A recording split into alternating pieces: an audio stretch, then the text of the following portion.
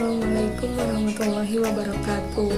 Perkenalkan, nama saya Mahanani Retno Pembayun dengan NIM 405190145 dari kelas Perbandingan Syariah E semester 5. Di sini saya akan memaparkan resum materi mata kuliah studi hadis. Adapun pembahasan yang akan saya bahas yaitu yang pertama, kehujahan hadis pada masa permulaan masa Nabi Muhammad SAW. Yang kedua, sejarah hadis pada masa permulaan masa Nabi Muhammad SAW. Dan yang ketiga, sejarah perkembangan hadis pada masa sahabat dan tabi'in. Kemudian sejarah perkembangan kodifikasi atau pembukuan hadis, dan yang terakhir yaitu kitab-kitab hadis dan kedudukannya. Langsung saja, yang pertama, kehujahan hadis pada masa permulaan atau masa Nabi Muhammad SAW. Pengertian hujah.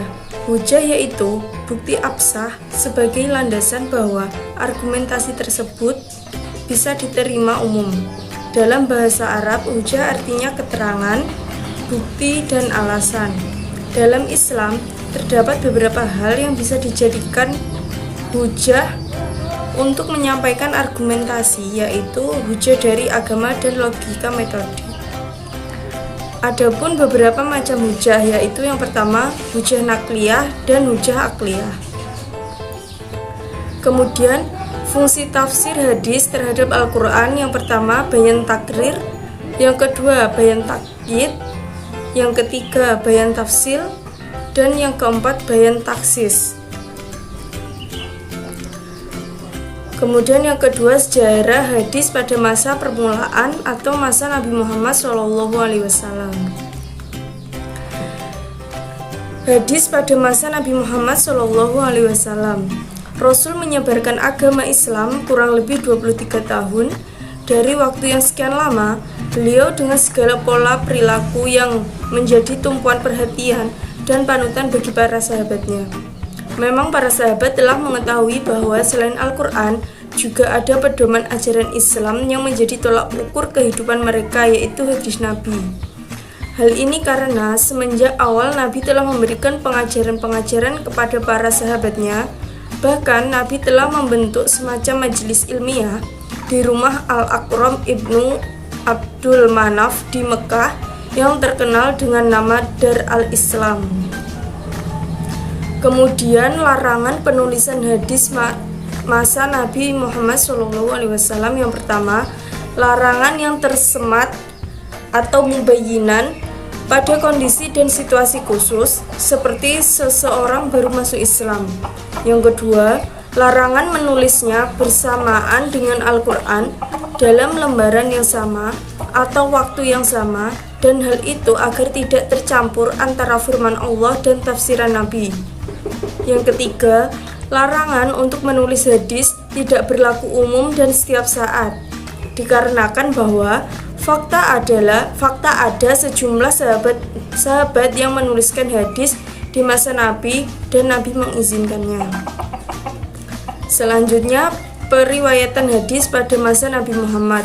Yang pertama, mengajarkan secara bertahap atau tadaruj.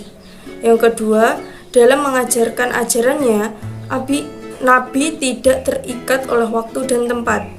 Yang ketiga, mendidik dengan akhlak yang mulia, tidak mempersulit dalam penyampaian. Kemudian yang keempat, menggunakan metode yang variatif dan berubah-ubah. Selanjutnya, Nabi tidak mengabaikan pengajaran terhadap kaum perempuan. Periwayatan pada zaman Nabi banyak berlangsung secara lisan berdasarkan hafalan masing-masing sahabat. Selanjutnya, cara sahabat menerima hadis masa Nabi Muhammad SAW. Yang pertama, menyampaikan hadis dengan kata-kata. Yang kedua, menyampaikan hadis melalui media tertulis. Selanjutnya, menyampaikan hadis dengan praktek secara langsung.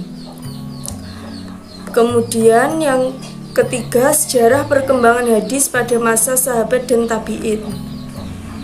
Penyampaian hadis pada masa Nabi Muhammad SAW. Cara menyampaikan hadis Menurut riwayat Al-Bukhari, Ibnu Mas'ud pernah bercerita bahwa untuk tidak melahirkan rasa jenuh di kalangan sahabat, Rasulullah SAW menyampaikan hadisnya dengan berbagai cara, sehingga membuat para sahabat selalu ingin mengikuti ajarannya. Beberapa cara Rasulullah menyampaikan hadis antara lain: pertama, melalui para jamaah melalui majelis al-ilmi. Kedua, menyampaikan melalui sahabat tertentu. Yang ketiga, melalui ceramah atau pidato di tempat terbuka. Kemudian penulisan hadis pada masa Nabi Muhammad. Mengenai penulisan hadis Nabi, berikut kutipan hadis yang berkaitan dengan penulisan hadis tersebut. Yang pertama, larangan menulis hadis. Yang kedua, perintah atau kebolehan menulis hadis. Terdapat beberapa hadis yang memerintahkan penulisan hadis, yaitu hadis yang berasal dari Rafi, kemudian hadis Anas ibnu Malik, hadis yang berasal dari Al-Walid ibnu Muslim, dari Al-Auzal, dari Yahya, hadis Abdullah ibnu Amar. Kemudian yang ketiga, sikap para ulama dalam menghadapi kontroversi hadis mengenai penulisan hadis. Kemudian faktor yang menjaga kesinambungan hadis. Yang pertama, kuat az-zakirah. Yang kedua, kehati-hatian para sahabat dalam meriwayatkan hadis Rasulullah SAW. Kemudian yang ketiga, kehati-hatian mereka dalam menerima hadis. Yang keempat, pemahaman terhadap ayat Al-Quran. Selanjutnya, hadis pada masa sahabat dan tabi'in. Pada era tabi'in ini, keadaan sunnah atau hadis tidak jauh berbeda dari era sahabat. Namun pada masa ini, Al-Quran telah dikodifikasi dan disebarluaskan ke seluruh negeri Islam. Maka, tabi'in dapat memfokuskan diri dan mempelajari sunnah dari para sahabat. Kemudahan lain yang diperoleh tabi'in karena sahabat Nabi Muhammad SAW telah menyebar ke seluruh penjuru dunia Islam, sehingga mereka mudah mendapatkan informasi tentang as-sunnah. Kemudian penulisan hadis pada masa sahabat. Tak kalah sebab larangan penulisan hadis, yaitu kekhawatiran akan terjadinya percampuran antara Al-Quran dan hadis, maka para sahabat pun mulai melonggarkan larangan tersebut. Semakin pula halnya para sahabat lain yang semula melarang penulisan hadis, namun setelah kekhawatiran akan tersia-sianya Al-Quran, salah satu penyebab utama pelarangan penulisan hadis tersebut hilang, maka mereka mulai memperbolehkan bahkan melakukan sendiri penulisan. Selanjutnya yang keempat, sejarah perkembangan kodifikasi atau pembukuan hadis. Yang pertama, periode perkembangan hadis. Periode pertama atau masa Rasulullah SAW. Pada periode pertama, para sahabat langsung mendengarkan dari Rasulullah atau dari sahabat lain. Karena para sahabat tersebar di penjuru negeri, ada yang di dusun dan ada yang di kota. Ada kalanya diterangkan oleh istri-istri Rasul seperti dalam masalah kewanitaan, dan Rasulullah juga memerintahkan para sahabat untuk menghafal dan menyebarkan hadis-hadisnya. Di antara sabda beliau yang diriwayatkan Bukhari dan Muslim. Dan ceritakanlah dariku, tidak ada keberatan bagimu untuk menceritakan apa yang kamu dengar daripadaku. Barang siapa yang berdusta terhadap diriku, hendaklah ia bersedia menempati kedudukannya di neraka. Hadis riwayat Muslim. Kemudian yang kedua, sejarah perkembangan ilmu hadis. Selama 23 tahun Rasulullah mencurahkan segala aktivitasnya untuk mendakwahkan Islam kepada umat manusia sehingga belahan dunia tersinari oleh agama yang hanif ini. Perkembangan ilmu hadis selalu beriringan dengan pertumbuhan pembinaan hadis itu sendiri. Hanya saja ia belum wujud sebagai suatu disiplin ilmu yang berdiri sendiri. Pada saat Rasulullah SAW masih hidup di tengah-tengah kaum muslimin, ilmu ini masih wujud dalam bentuk prinsip-prinsip dasar yang merupakan embrio bagi pertumbuhan ilmu hadis kemudian hari. Misalnya tentang pentingnya pemeriksaan dan tabayun terhadap setiap berita yang didengar, atau pentingnya persaksian orang adil dan sebagainya. Kemudian periode perkembangan hadis. Menurut Muhammad Hasbi As-Sadiqi, perkembangan hadis telah melalui 6 periode dan sekarang telah menempuh periode yang ketujuh. Antara lain, periode pertama, masa wahyu dan pembentukan hukum serta dasar-dasarnya. Periode kedua, periode membatasi hadis dan menyedikitkan periwayatan, yaitu pada masa 4 khalifah. Periode yang ketiga, penyebaran riwayat ke kota-kota yang berlangsung pada era sahabat kecil dan tabi'in besar. Periode yang keempat, periode penulisan dan kodifikasi secara resmi yang berlangsung dari masa Umar bin Abdul Aziz pada tahun 717 sampai 720 Masehi. Periode yang kelima, pemurnian, penyehatan dan penyempurnaan. Periode yang keenam, pemeliharaan, penertiban, penambahan dan penghimpunan. Kemudian periode ketujuh, aktivitasnya melanjutkan periode sebelumnya. Kemudian sebab-sebab hadis tidak ditulis setiap kali hadis Nabi Muhammad menyampaikannya. Hadis dan sunnah walaupun merupakan sumber yang penting pula dari sumber-sumber tasyri', tidak memperoleh perhatian yang demikian. Perbedaan perhatian ini disebabkan oleh beberapa faktor. Antara lain, yang pertama, mentadwinkan atau membukukan ucapan, amalan, serta muamalah Nabi adalah suatu hal yang sukar. Yang kedua, karena orang Arab disebabkan mereka tidak pandai menulis dan membaca tulisan. Kemudian yang ketiga, dikhawatirkan akan bercampur dalam catatan sebagai sabda Nabi dengan Al-Quran dengan tidak disengaja. Kemudian kegiatan ulama hadis pada periode ini. Dengan latar belakang keadaan politik dunia Islam seperti dikemukakan di atas, maka praktis kegiatan periwayatan hadis yang pada masa sebelumnya banyak dilakukan secara syafi'iyah atau penyampaian dan penerimaan riwayat secara lisan, jadi secara hafalan, sudah tidak lagi banyak dijumpai karena penyampaian dan penerimaan riwayat atau hadis banyak dilakukan dengan jalan ijazah dan mukotobah. Hanya sedikit sekali ulama hadis yang masih mampu menyampaikan periwayatan hadis beserta sanadnya secara hafalan yang sempurna seperti yang telah dilakukan oleh ulama mutakadimin. Kegiatan yang terbanyak yang dilakukan oleh para ulama pada periode ini pada umumnya adalah mempelajari kitab-kitab hadis yang sudah ada, kemudian mengembangkannya, antara lain dengan penyusunan kitab-kitab baru yang selain dalam bentuk seperti yang telah ditempuh oleh ulama sebelumnya seperti kitab Jami' Mustakhraj. Selanjutnya macam-macam kitab hadis pada periode ini. Yang pertama, Jami'ul Masanid was Sunan oleh Ibnu Katsir tahun 774 Hijriah.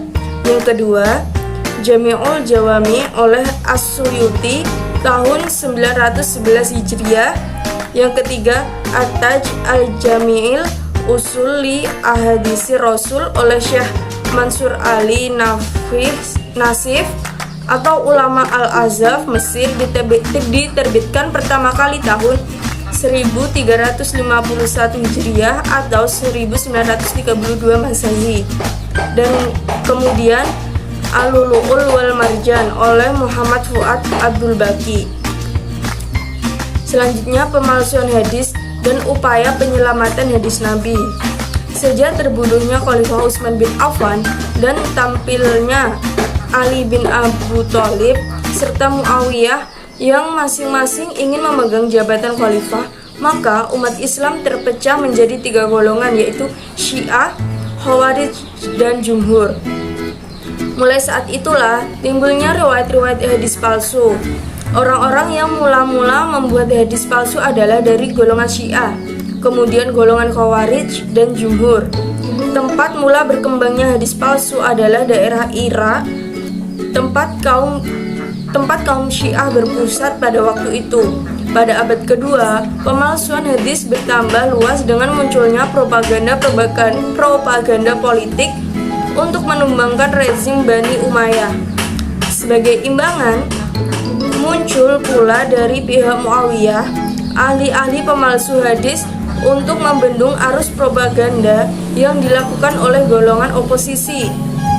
Selain itu, muncul juga golongan zindik, tukang kisah yang berupaya untuk menarik minat masyarakat agar mendengarkannya dengan membuat kisah-kisah palsu. Kemudian yang kelima, kitab-kitab hadis dan kedudukannya. Kitab-kitab hadis antara lain yaitu yang pertama, kitab Al-Jami'u. Kitab Jami menurut istilah para muhadisin adalah kitab hadis yang disusun berdasarkan bab dan mencakup hadis-hadis berbagai sendi ajaran Islam dan subbabnya yang secara garis besar terdiri atas 8 bab, yaitu akidah, hukum, perilaku para tokoh agama, adat, tafsir, fitan, tanda kiamat, dan manakib. Yang kedua, kitab Al-Musnad, yaitu kitab yang berisi hadis-hadis yang urutannya disusun sesuai dengan urutan rawi yang paling atas. Yang ketiga, kitab Al-Muwatta. Sesungguhnya kitab hadis atau bahkan sebagai kitab yang paling tua dibanding kitab hadis lainnya. Hanya catatan para ahli tidak memasukkan kitab ini dalam jajaran kitab sahih, seperti halnya kitab Sahih Al-Bukhari, mengingat kitab ini nuansa kitab fikihnya lebih kuat dibanding sebagai kitab hadis. Kemudian yang keempat, kitab Al-Sunan. Kitab Al-Sunan adalah kitab yang menghimpun hadis-hadis hukum yang marfu dan disusun berdasarkan bab fikih dan tidak menyebutkan khobar dan athar. Kemudian Kutubus Sittah atau komposisi 6 kitab hadis primer. Yang pertama, Sahih Al-Bukhari, yang kedua Sahih Muslim, yang ketiga Sunan Abi Daud, yang keempat Sunan At-Tirmidzi, yang kelima Sunan An-Nasai, yang keenam Sunan Ibnu Majah. Selanjutnya Kutubus Tis'ah atau komposisi 9 kitab hadis primer. Yang pertama Sahih Al-Bukhari, yang kedua Sahih Muslim, yang ketiga Sunan Abi Daud, yang keempat Sunan At-Tirmidzi, yang kelima Sunan An-Nasai, yang keenam Sunan Ibnu Majah, yang ketujuh Sunan Ad-Darimi, yang kedelapan Muwatta Malik, dan yang terakhir yaitu Musnad Ahmad. Sekian penyampaian materi dari saya. Apabila ada kurangnya, saya mohon maaf yang sebesar-besarnya. Sekian, wallahul muwaffiq ila aqwamit thoriq. Wassalamualaikum warahmatullahi wabarakatuh.